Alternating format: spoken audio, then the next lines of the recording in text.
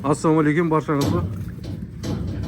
Қазіргі жүргізіп жатқан ем-домымыз братзот ауруына қарсы алдын ала емдеу іс-шарасы.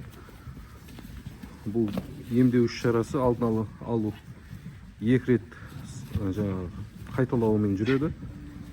Ем-домы алдында 2 граммнан салынған, қазір 3 граммнан салынып отыр. Дәрі қандай вакцинация екен көрсетіп жібер. Вакцинация. Авамир 2022 жылы шыққан. 1 жылдық несі бар. 1 жылға дейін емдеу күші бар. Міне 3 граммнан кәм.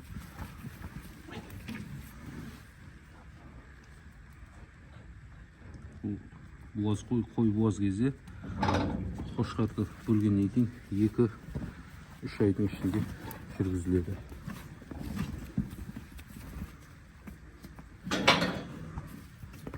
Кәп 3 грамм ба? 3 граммнан салынады.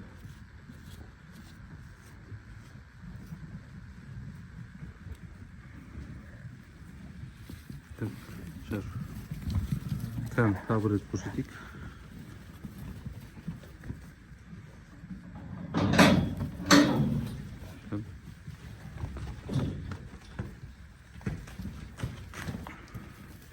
Санекке салынады.